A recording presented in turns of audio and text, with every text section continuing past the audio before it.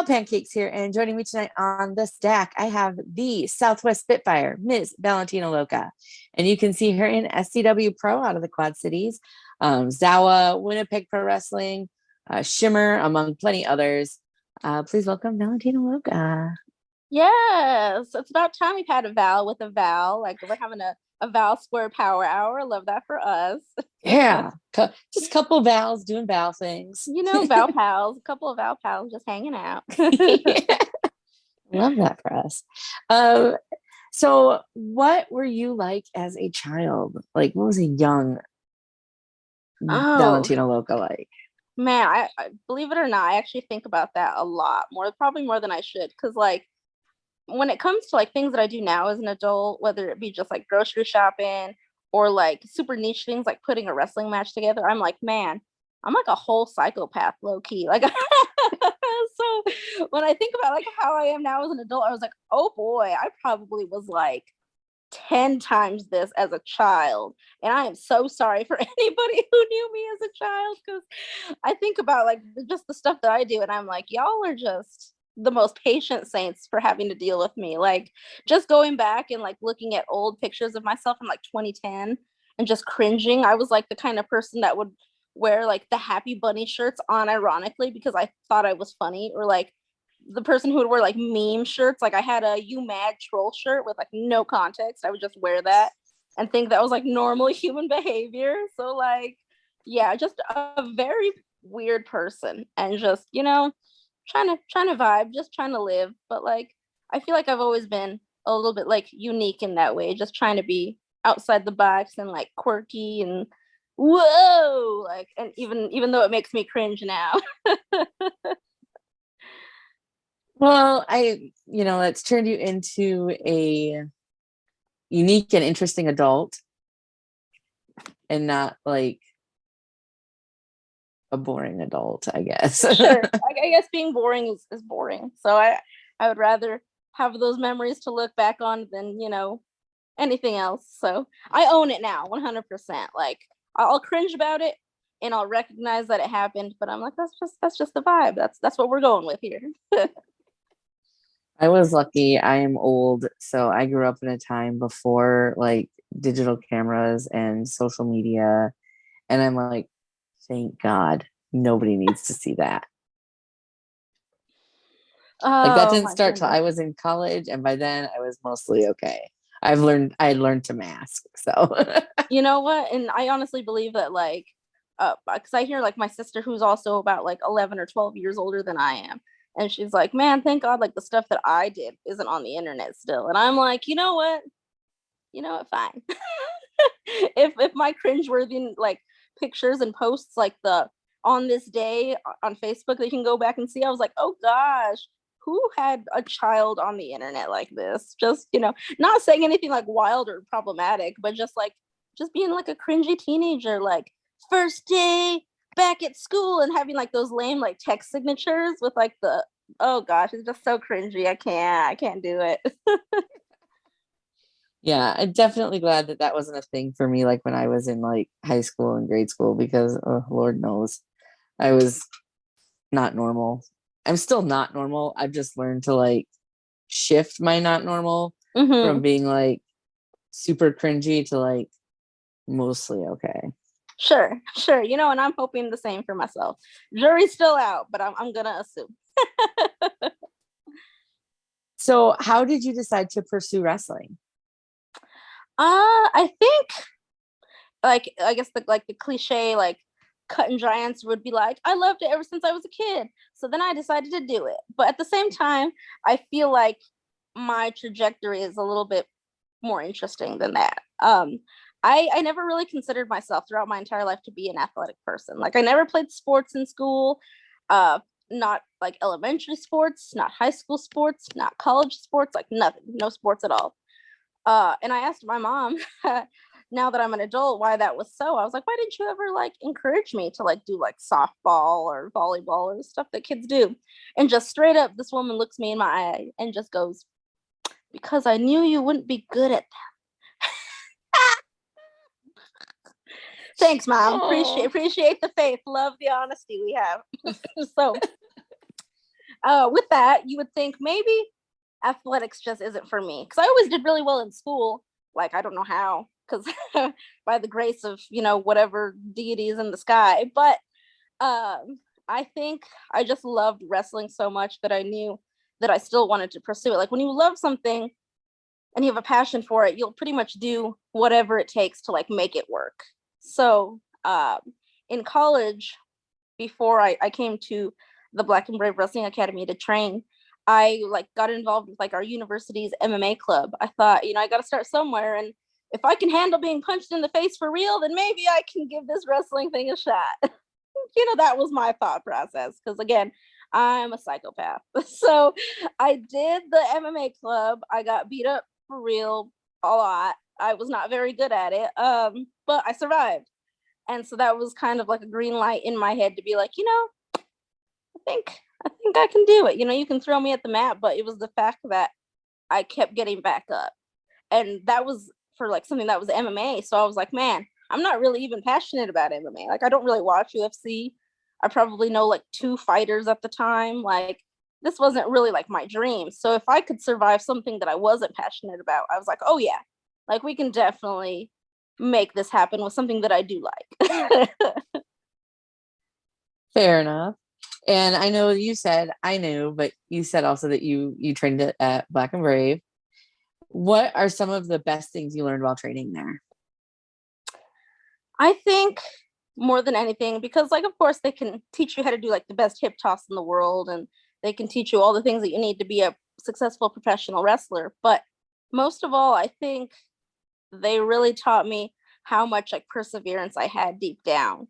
And they really, I guess the way I would put it is they really fostered an environment where you can fail, but you can also get back up again and you can succeed despite, maybe not picking up things as more as like the most athletic guy in your class, but you can really just keep going with like an inner strength that you might not know that you ever had. I think they helped me realize that. And I'm like super grateful for that. Like, just helping me realize that I have so much potential that I might not even realize within myself, just by, being encouraging, never giving up on me. Cause boy, I was not great at the beginning. It took a lot of molding, a lot of patience, a lot of messing things up and doing them 50 times over. But like, I'd like to think I'm all right. I did all right.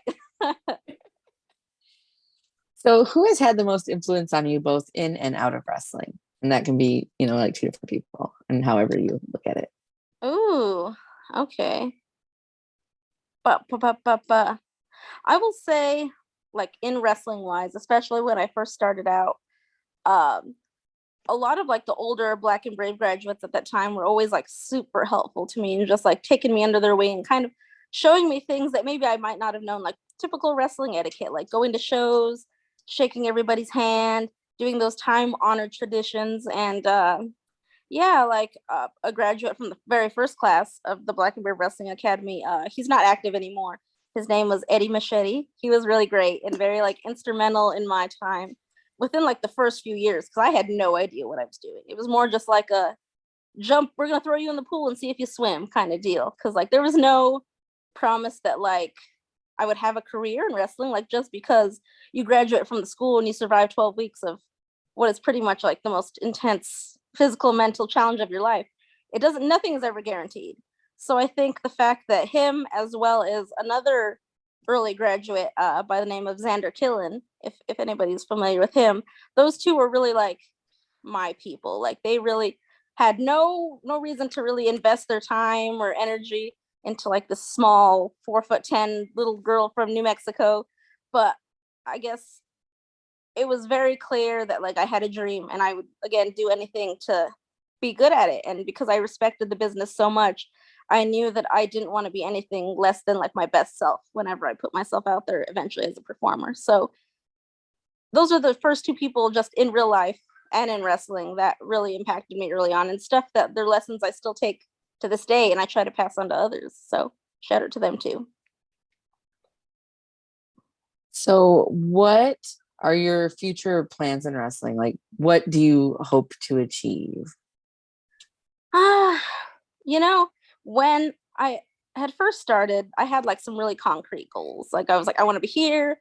I want to wrestle these people. I'm going to go these places. And now I think my goals are a little bit more abstract because I have been doing it for like a hot minute now, about like 4 years or so, give or take.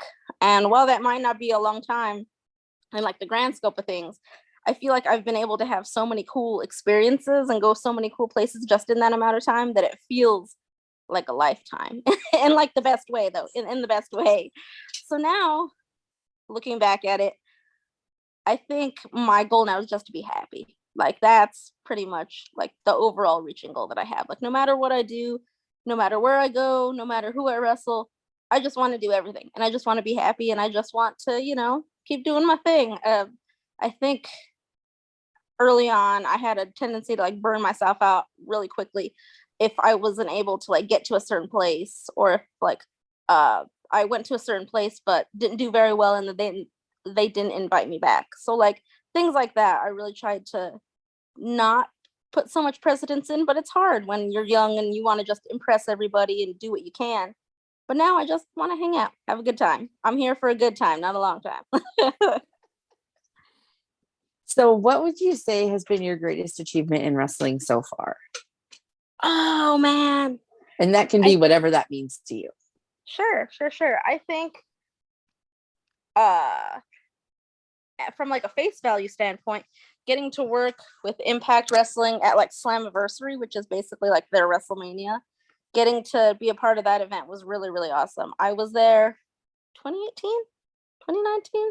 It was the Slammiversary when they were in Toronto, basically. And I got to be one of the extras that was on TV and on the actual event. So that's something that I always tell people is like my favorite thing that I've ever done so far. But on like a very more like personal level, being able to wrestle in Albuquerque in New Mexico, where I'm from, within like my first 6 months of wrestling was like really cool. Like that was probably my biggest goal at that time. I just wanted to like go back to New Mexico, wrestle in front of my mom, show her that 12 weeks and $3,500 didn't go to nothing. Like I'm actually doing it. Like I and also just carrying that pride with me, because like if anybody any one of your listeners that is watching right now, if they're not aware of me, I like to make it very, very like bluntly that I'm from New Mexico.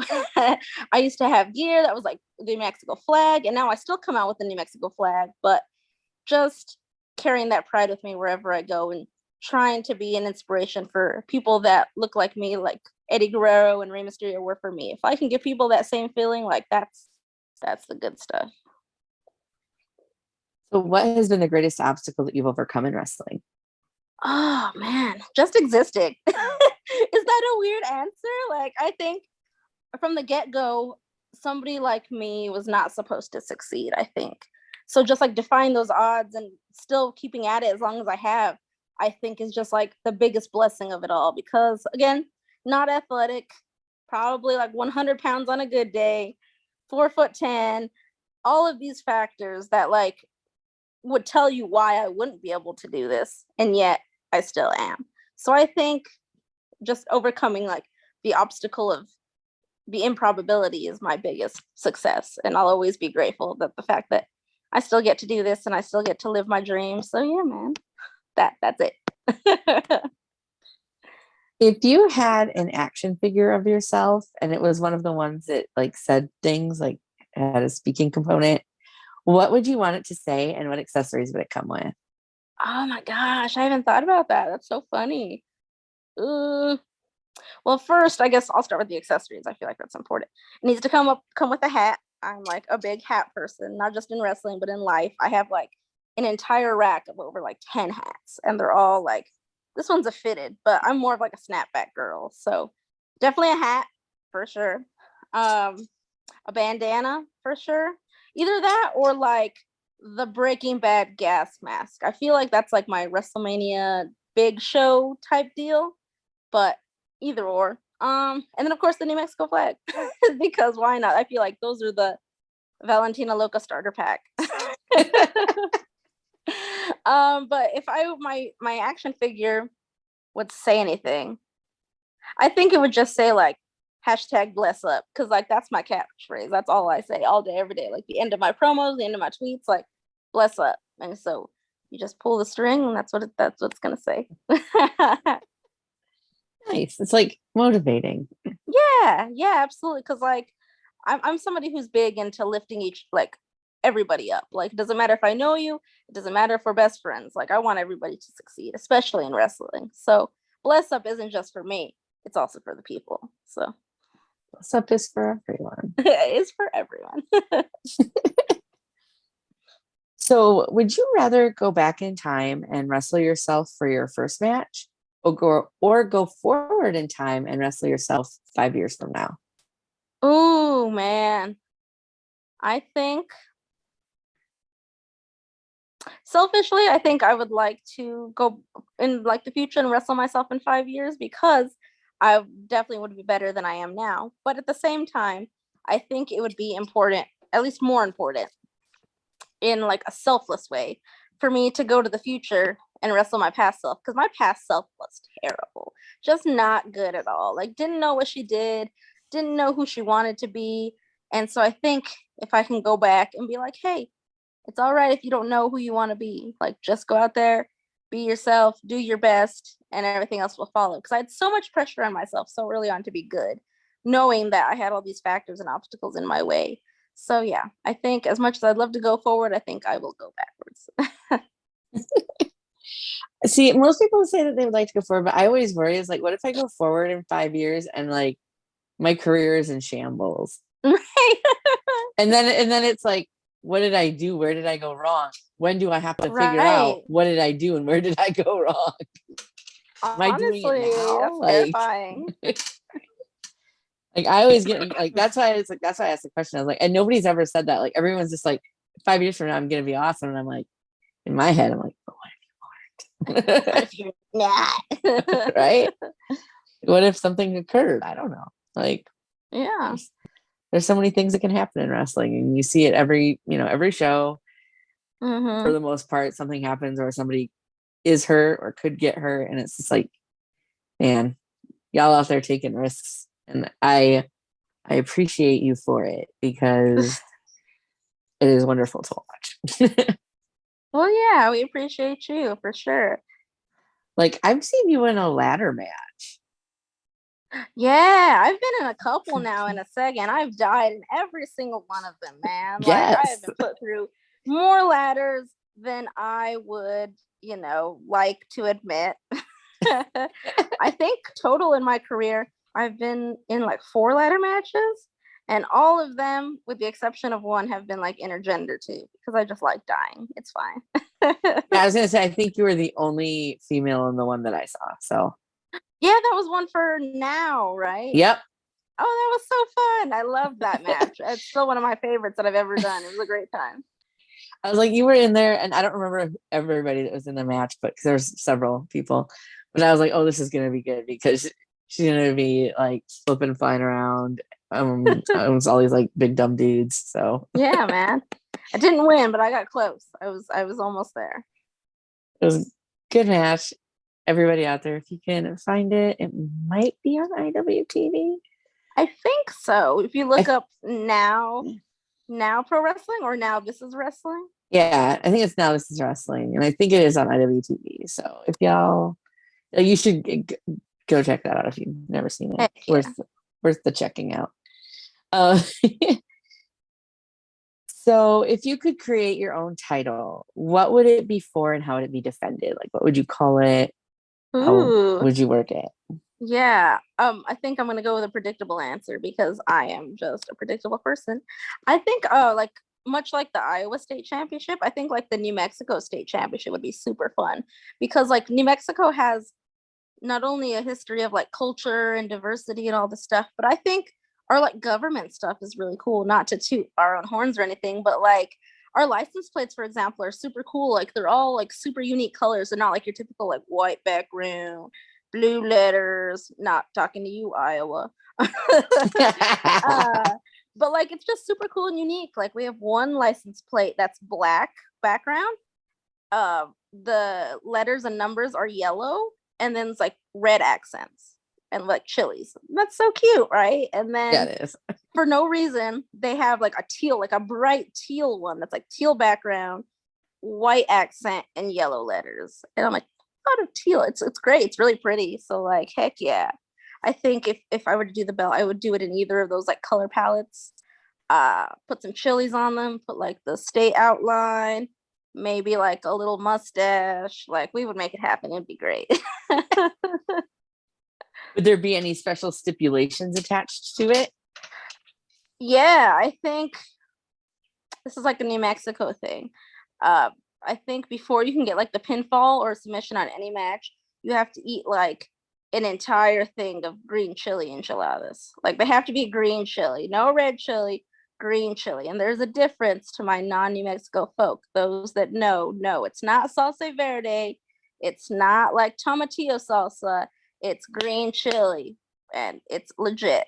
And anybody who wants that title has to eat like a shit ton of it if they want to even try going for a pinfall or submission. I'm making that a thing.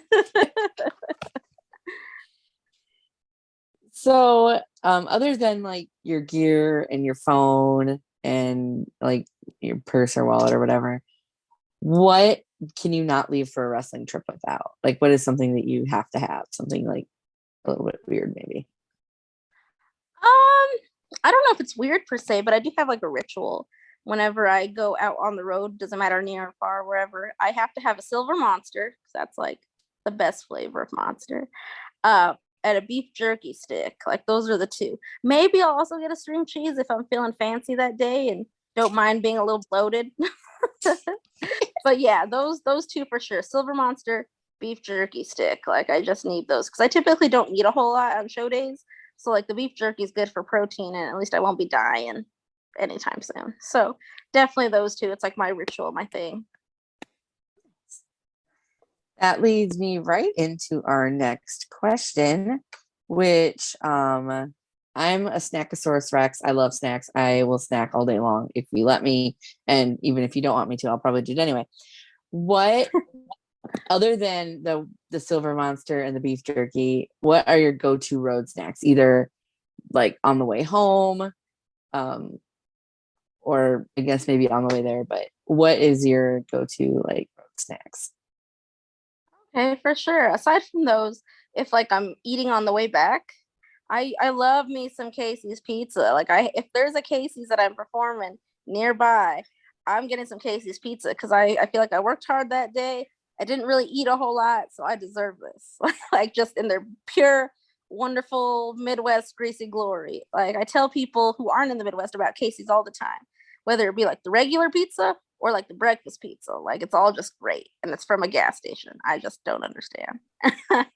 You know, also Midwest. So 10/10 on the Casey's pizza. I also tell multiple people about Casey's pizza to the point where I'm like, if I'm with somebody and they haven't had Casey's pizza, I'm like overstopping for Casey's pizza. Oh, yes.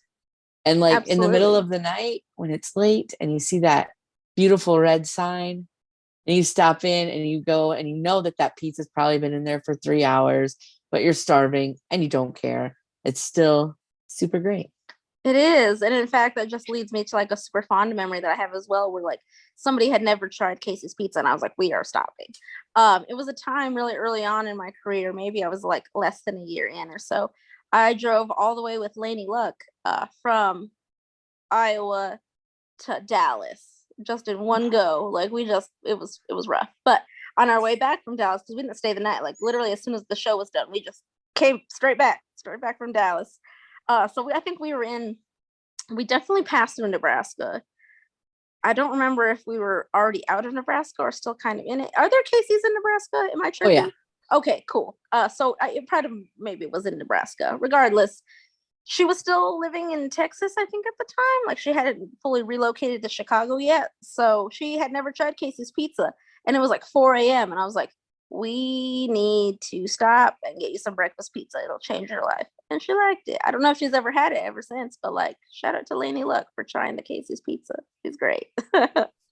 Right. It like I live in Omaha and I grew up in South Dakota and I've had Casey's pizza my whole life. And I don't know that I necessarily want to live somewhere where I don't have Casey's pizza.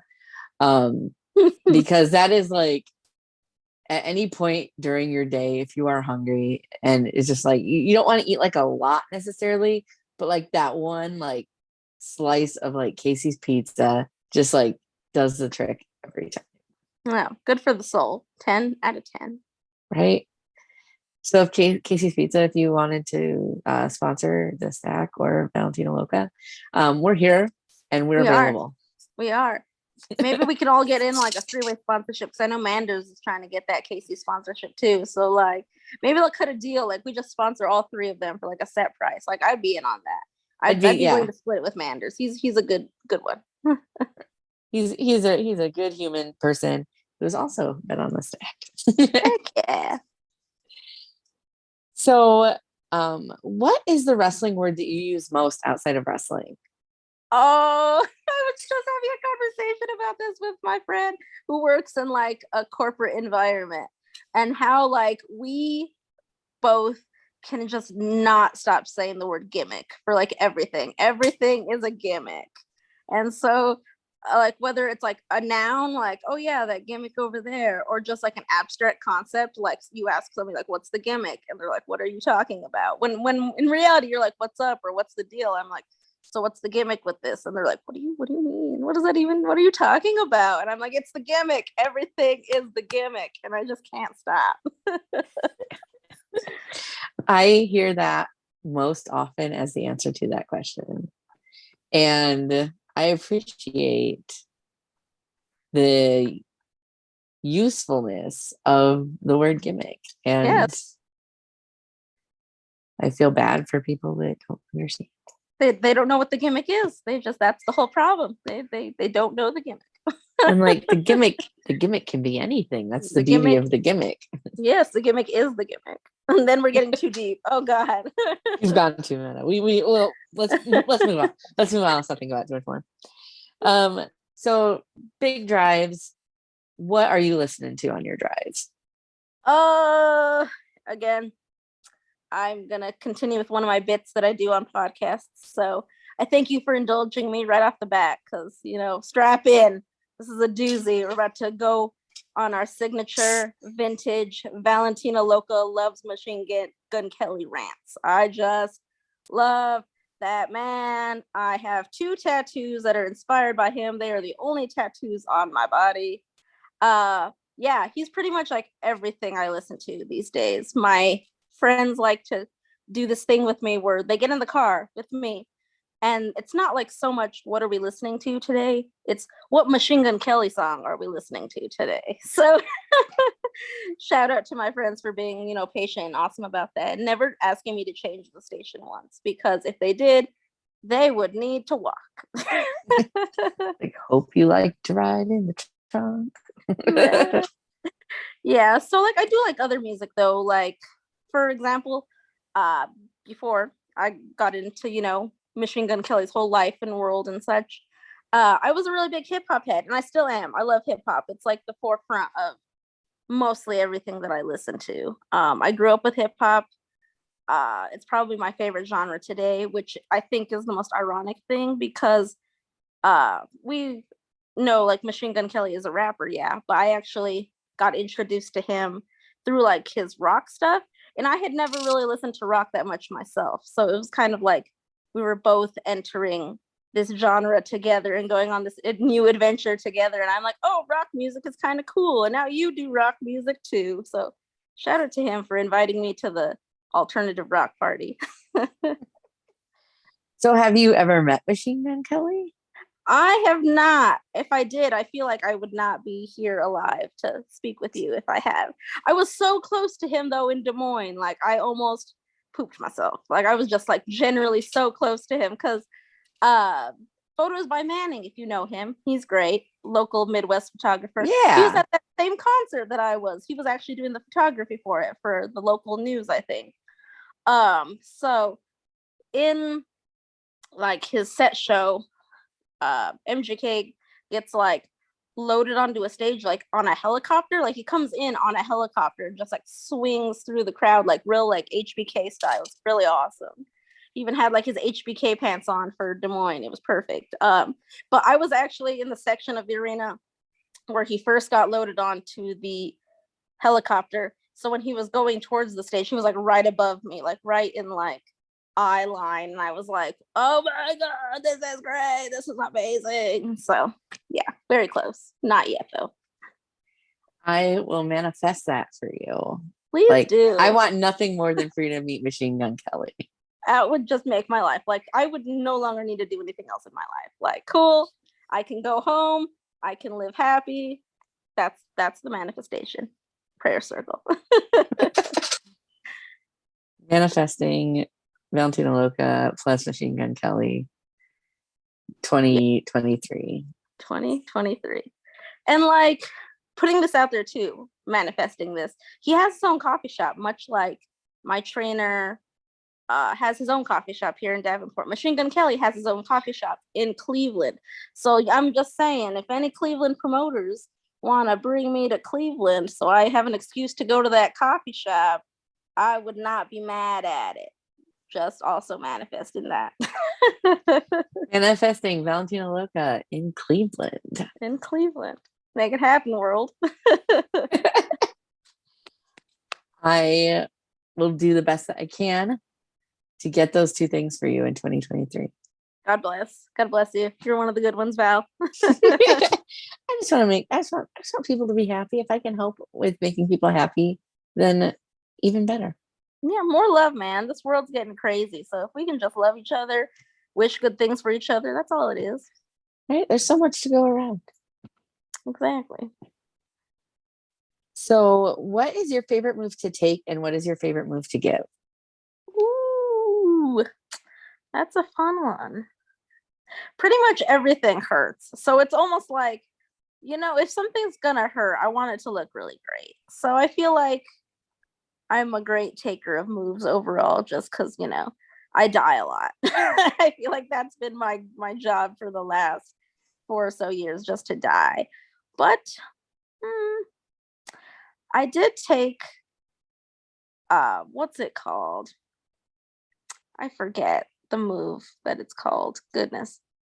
It's kind of like a Falcon's arrow, but it's like inverted. Anyways, I would have to, like, I'm bad at explaining things. I would have to actually show you. It should be on tape somewhere.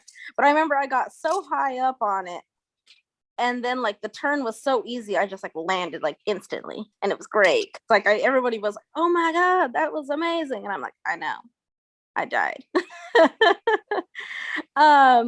But also I would say my favorite move to give.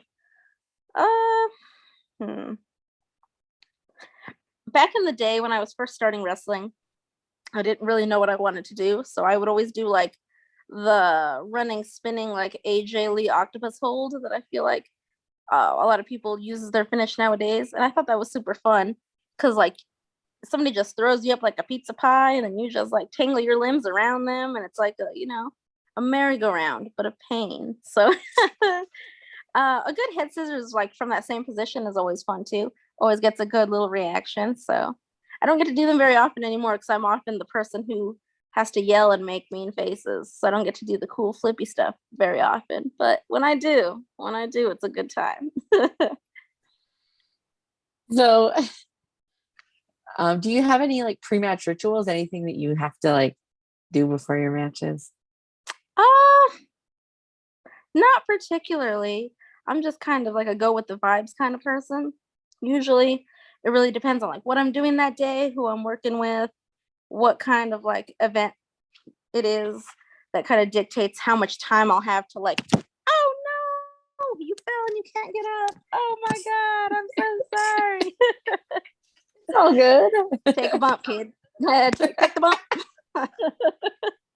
Anyways, like I was saying, it really just depends on like the time and the place too. Because if I haven't been somewhere before, I'm usually like a little bit more reserved, so I can kind of see what the gimmick is with everybody and whatnot. But then if it is a place like SCW Pro that I've been to for years, I can just go around and shoot the shit with people and have myself a time without really having to be so concerned with what's going to happen later on in the night. 'Cause it's like, oh, I've done this before. This is great. This is fun. Fair enough. So most wrestlers that I've talked with have like a good, either like a really good travel story where like if something exciting or funny happened, or like usually it's like, oh, we were in a snowstorm and almost died, or like a like indie wrestling horror story where it's like you get to a venue and you just go, what the fuck did I get myself into? So so if you have one or both, anything that you're willing to share along those lines, um and you can go ahead if you need to censor names of people, places, gimmicks, locations to like not call anybody out. Sure, By all sure. means. I don't think that there's anything necessary that I've done that's that crazy to where I would be like, I need to protect this person for their identity. I feel like, I've had like a good, I don't want to say like experience. That's not the word I'm looking for. Like a good like track record of like traveling with mainly pretty good people to where we don't necessarily have to worry about like, oh, this was so bad I can never tell anybody about this ever again. Like, I think just the general idea of like connecting with people, I think is what I like most, like overall. I know that wasn't exactly the question, but uh I think that's been like the best part of traveling just in general for me, is that especially with people I've never traveled with before. There was a good group of guys that I traveled with up to Winnipeg Pro, which you mentioned at the beginning of the show. And it was myself and a fellow Black and Brave graduate, along with some guys from Team Ambition in St. Louis. And so, like, these two groups of people from like these two really awesome schools in the Midwest coming together to do a drive. Like, we should have done a ride along. I feel like that would have been great. Like, that would have been really good Patreon content. Like, see some Black and Brave folks and some Team Ambition folks try to navigate their way to Canada. Whoa. I Watch as we guess go to Tim Hortons. Like, right, right. I guess with that whole adventure, it was like 15 hours, I want to say, from where we were at to Winnipeg, and we had to drive up there with a rental car. And unfortunately, there was some things that happened where we ended up needing to leave a fellow comrade in North Dakota, and I kid you not, it took us like an hour and a half and three different motels to figure out where to leave this poor guy, because like we were gonna go stay in a hotel and come back, and the hotel was already booked. So we were like, brother, we can't drive and come back. We will be dead from sleep. Like, we need to find a place to leave you. So the countrysides of small town North Dakota are terrifying. It is just the most deserted, like no people, no, like the first motel we went to, I'm pretty sure was some lady's like house. Like, she was at the front desk in between like feeding her grandchildren for breakfast. Like, it was just super like, yeehaw, nobody's gonna find you. Like, we were just so concerned for this man, and we were like, we're not gonna leave you here, we're not. And eventually we did find him like a Holiday Inn motel situation. He was fine, but just the adventure of like driving blindly through North Dakota to make sure that our friend isn't like sleeping on the streets for the night was a doozy. that's crazy. Yeah. Um, North Dakota doesn't have a lot going on. No. So And I'd never been to North Dakota up until that point. So I had no idea what to expect. You'd think they would have something, but boy, were we wrong. so like I'm originally from South Dakota, the better Dakota. But not much different as far as like when you get to like small towns. Like there's a Mm-hmm. couple like cities where you can like find things like that, but like when you get to those small towns, there is nothing. Nope, not a single soul. I was concerned very much so, because like I come from a really small town myself, but I think I've been spoiled with like traveling as much as I do now, where I'm so used to like there at least being something in like the places that we go. So when we have had difficulty like in that situation, we were like, what do we do in these situations? Because the at least like the town that I lived in, we had at least one motel. And our town was only like 250 people, and we at least had a motel. So when we couldn't find anything for this poor guy, I was like, oh my God, what in the Twilight Zone are we doing here? Oh, yeah. Well, I'm glad that everything worked out okay. And Yeah, that oh yeah. He was fine once we came back to get him in the motel. We made the drive back, all was well. So it had a happy ending, the story. good, good. So like outside of wrestling, what are your hobbies? What do you Oh gosh. enjoy doing? That has been the $1,000,000 question. And if anything, it's been like the last few years of us trying to like get back to life after being indoors for a hot minute, where I really got to explore that of like, what do I do without wrestling? Because in 2020, obviously, like the world wasn't really doing anything. And I had actually gotten stuck in New Mexico because they shut down like our airports and our borders and they took it like super duper seriously. So I couldn't even come back to Iowa for like a 3 month span, even if I wanted to in 2020. So uh, I do like hip hop music a lot. I'm like a big like music junkie. I'm somebody who just like loves to just like devour albums from like start to finish. Like I'm the kind of person that will not listen to an album until I'm sure that I have the dedicated time to listen like start to finish without skipping, without interruptions. Like I just love discovering like new albums and things like that. And on the last podcast, one of the ones I was on recently, I was telling the host how, for example, Kendrick Lamar, if you know of him, he's a pretty solid rapper, and he came out with like the first album in forever, and people were just losing their minds. So I have not yet to listen to that one yet because I just don't have the time to get through it all. But Beyonce's album, we can talk about that because I listened to the whole thing, start to finish. 10 out of 10 for the girlies, the gays, the theys. I love all of it. It was amazing. So yeah, I'm a big music person. I love that a lot. Nice. Do you have any hidden talents? It can be something big or something small. Do I have any hidden talents? I wouldn't call it a hidden talent, I guess, much more than it is just knowing random facts of knowledge at random times. Like, there's not really anything that rhymes with like orange. There's no word, no word. That's not very impressive, but I'm like, at random times, I'll be like, hey, did you know that? And they're like, no, didn't. Well, you're welcome. So just randomly spitting out facts that have nothing to do with any conversation at any given time. I'll just be like, hey, the mitochondria is the powerhouse of the cell. Like, who knows that? Me, I do that. So what I'm hearing is you would be an asset to any like bar trivia team. Oh, 100%. 100%. I would just be that one person who knows like this obscure knowledge. And people would be asking me, why do you know that? I don't know. But these are just the things that I randomly remember for no good reason. I feel it. I also have that.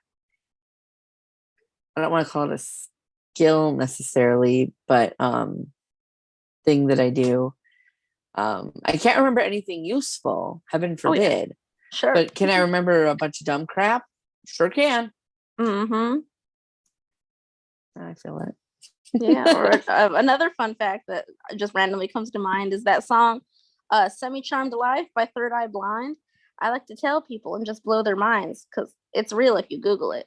That song is actually about crystal meth, and it's so happy and so fun. And it's just about the guy being super doped up on crystal meth. And it's just like, oh my God. It's like an advertising jingle for crystal meth. It is. And people are like, I never knew that. And I'm like, yeah, lucky you have me around to tell you what's what. All right, bud. Bringing you the facts here. Yeah, people are getting like learned up on the stack this time. So nice. I got the scoop. So if you could go back in time, what would you tell a 10-year-old version of yourself? You think, I would tell myself, you think that the things you want to do aren't possible because of where you are now.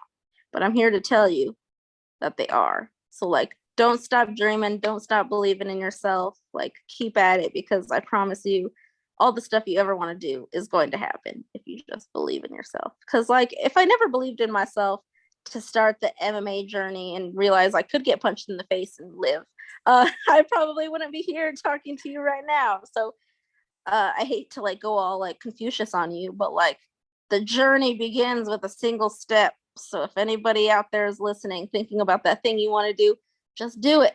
Even if you fall on your face, even if you get punched in the face, even if, you slip and fall and land on your face, all things happening to your face, you will be fine. I promise. Go ahead and do it.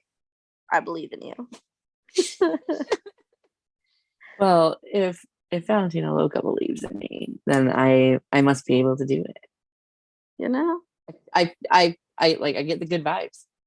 that's what I'm here for. You know, good vibes, positive vibes. Even when I'm being a mean person, like you seen me be this last weekend, like, you know, it's all just, or maybe I was having a bad day. Who knows? So, just a few fun questions, and then we'll be able to wrap it up.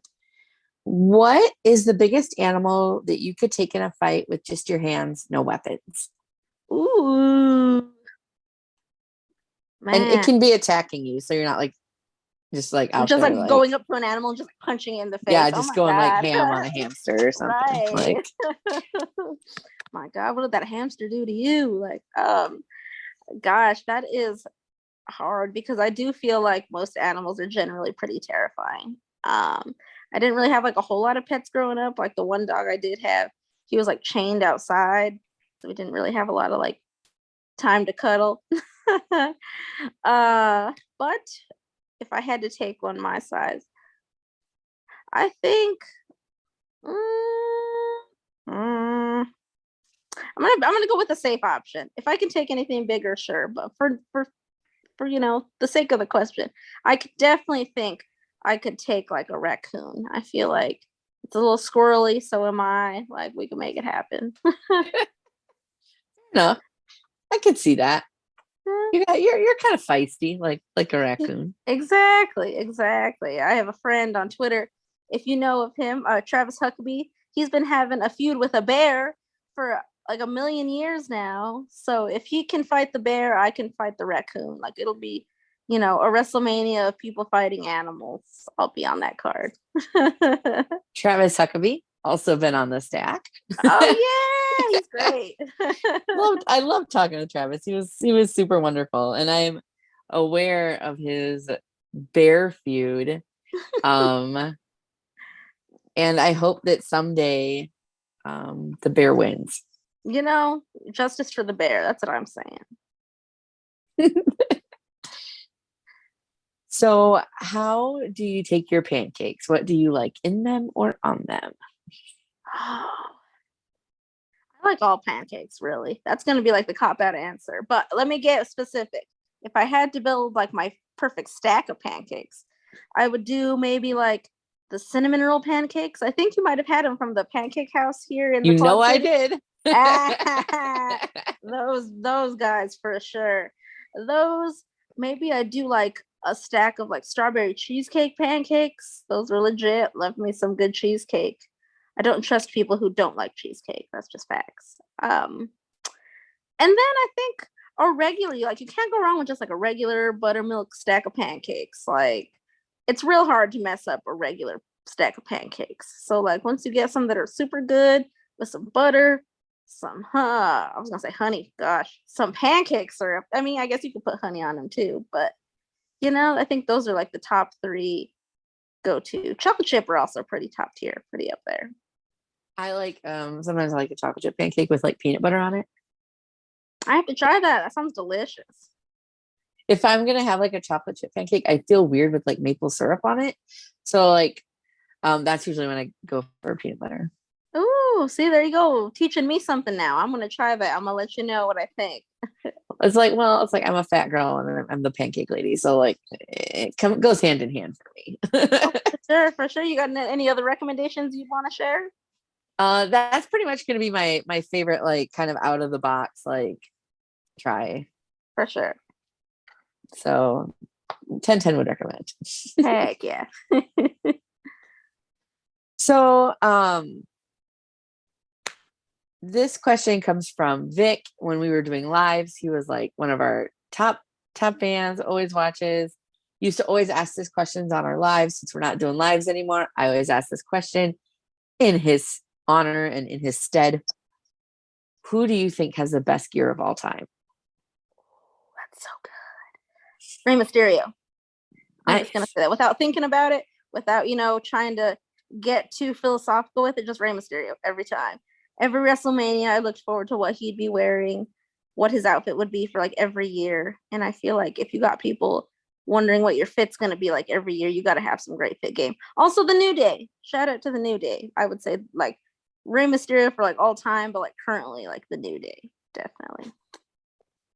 Yeah, both excellent options. So imagine, if you will, I'm going to take you on like a little journey. So like, just imagine, if you will, you're hungry, you want something sweet, you go to the store, you're kind of cruising down the aisles aimlessly, and you wander down the aisle with all the cookies, and you're like, that's exactly what I wanted. I wanted cookies. But you don't decide, you don't want like chocolate chip cookies or peanut butter cookies or sugar cookies. No, no, no. You want America's favorite cookie, which is the Oreo. So you go to the section with all the Oreos in it. And they have like all the flavors now. And you're like, I don't want any of those weird flavors. No, no, no. I want like a chocolate cookie, white cream center Oreo. But like, you still have options, because you can get like the thin Oreos, or you can get like your regular standard, no frills, OG Oreos, just regular stuff. You can get like the double stuffed Oreo, or you can like go ham and get like the mega stuffed Oreo. It's like, how much stuff you getting? I'm gonna blow your mind with this, and I hope this doesn't get me canceled. But I honestly only started enjoying Oreos as an adult.